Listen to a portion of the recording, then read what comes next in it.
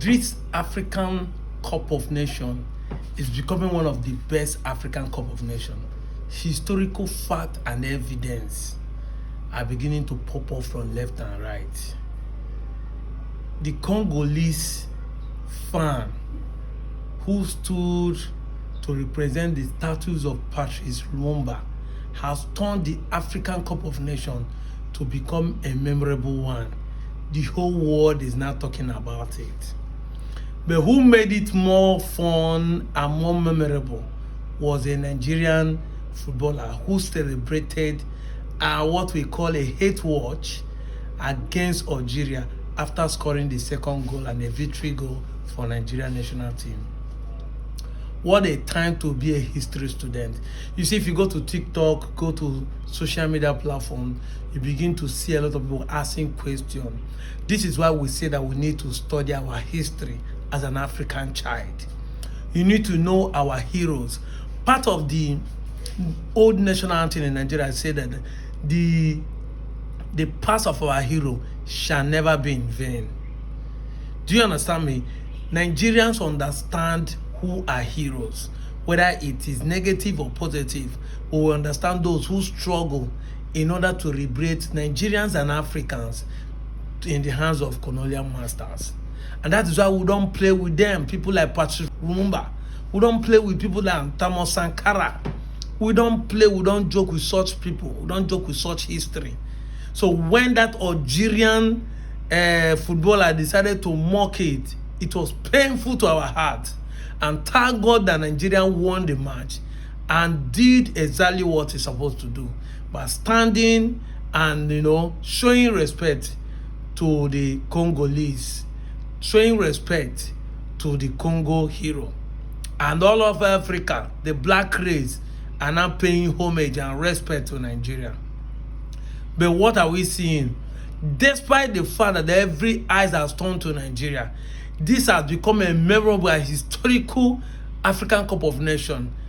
Nigerian NFF are trying to destroy the joy we are enjoying with these current Super Eagles. It is stated by the Wilfred Ndidi himself from his own page that the Nigerian NFF, the government and its official, has refused to pay the bonuses for these players for the matches already played. And for the fact that I have not paid the past, who knows whether they will pay the future ones. And if you pause and read this comment, you see Ndidi saying that he is promising the staff and the players that he will be the one out of his own cough, after his own purse, out of his own pocket to pay these bonuses for this player to be in good mood to win the next match. I saw a place where the owner of Boa Cement is promising to give them $500 million if they win Morocco and 50,000 per any goal they score. Do you get?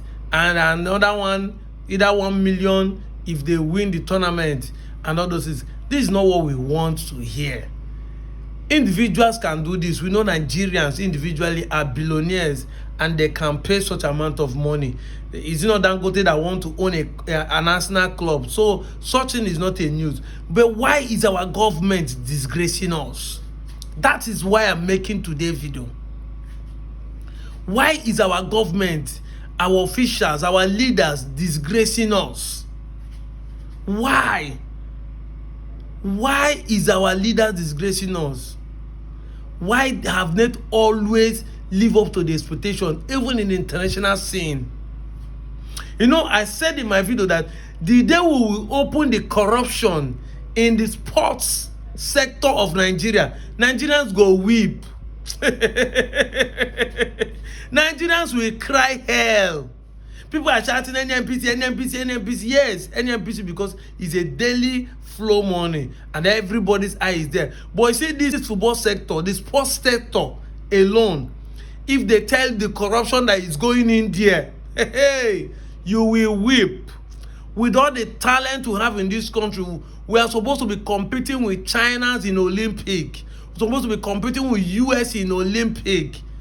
In every sport, we're supposed to be excelling Is it swimming? You have a jump people that live inside water that can swim. Give them proper equipment to train. But what happens?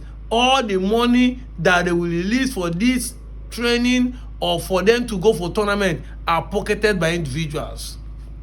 Is it taekwondo? Is it karate? Is it boxing? Is it athletics? Is it cycling? Nigeria has the potential to excel in every sport because every ethnic group in Nigeria, every culture has something that they can do well in Nigeria. In case you don't know, I'm going to be telling you this. Nigeria has over 700 ethnic groups.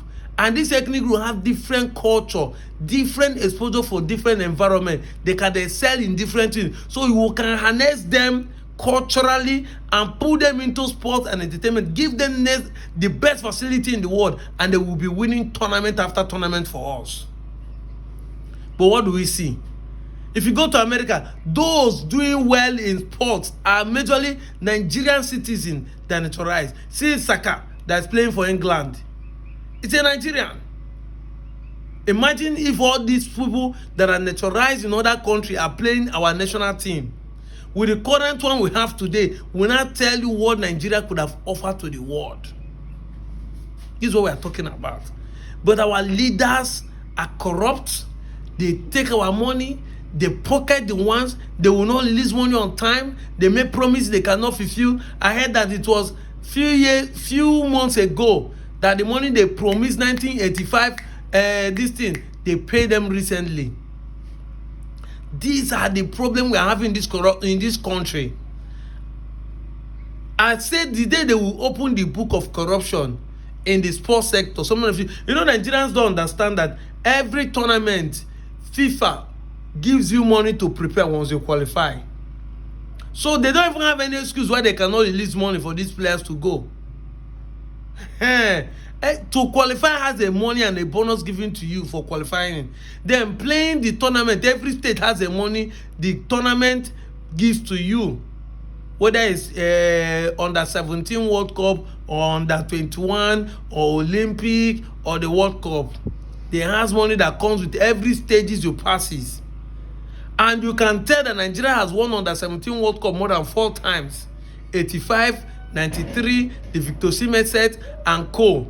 How many can we mention? Nobody knows what they use the money that comes with the tournament to do. They don't use it to build a stadium. They don't use it to promote the sport, the football sector. You don't even know what they use the money to do. Some Nigerians don't even know where our tournament prizes cabinet are in this country. These are the problems. Some of them have been promised houses in the best church of Nigeria, never been fulfilled. These are the problems we are having. This tournament has become one of the best, and we know that in Nigeria, football is one of the sectors that unite us because we have our diverse problem. Tribalism and religious sentiments has eaten us up when it comes to sports. Football most especially has united it once more, but the government toiled with it because they enjoyed the division among us. They use it to play politics. So don't pay the players, not for Nigeria to be winning tournaments, because when people see what happened in Atlanta and Seas when Nigeria won that tournament, see how people were united in the street, dancing in the night. If it happens, people will have one mind to push a narrative that will push the government out of the system. But the government will rather even make the players not to be happy to play well for Nigeria, let them lose the tournament so that the people will never unite for once. But again, as you know me, I always point back to the people. I have stopped blaming the government and blaming Nigerians. Exactly. As we are complaining here, if we still tell you, say, don't vote this idiot in power, so that we can have somebody we can vote for that will do well for us, whether it's in the sports sector or in the education sector or this, you will still use sentiment and religion to vote another idiot in power come 2027. I go lie for you. This is us. We know ourselves. We are complaining that every year we know who will do well as a leader in this country, but religious sentiment, tribalism, bigotry will not allow us to do the right thing, will not allow us to do the right thing. In fact, the worst one is those who doesn't even vote at all. And we keep complaining, the government are not doing well. What are they doing? They're eating money. Did you vote the people? Did you vote the right person? Did you come out to vote? We'll keep giving this excuse day in, day out. And I will keep repeating it on my videos. To know the government are not our problem. We Nigerians are the biggest problem. Election are being rigged. Why won't the election be rigged when you refuse to come out and participate? No teacher give a mark in an empty script. If you go and write an exam, all you do is to write your name and submit. No teacher will give a mark. But do you know that you can write an answer that is not correct, but teacher will look at it. Therefore, writing alone, he will give you a bonus. That is it. That is it. And maybe what you write may look like the answer. He will not say, he fell, but I think he made a mistake. Maybe that is what you want to write. Maybe his mind was not there. He spelled it wrongly and give you a mark. So what am I trying to say? The reason why they rig election is because many of you don't come out. Empty script is what you come out for. You pass empty script. So they use opportunity to fail us, we the citizens. But if you have written something, it is easier for us to, if you have come out to vote, it's easier for us to have a mark. This is what I'm trying to explain to you. The people are the problem. It's not for us to be complaining in this tournament. Nigerian government did not do this. See, today the players are performing. Even with them owing money, people are still claiming that Nigerians are bribing referee. People will never pay their players now.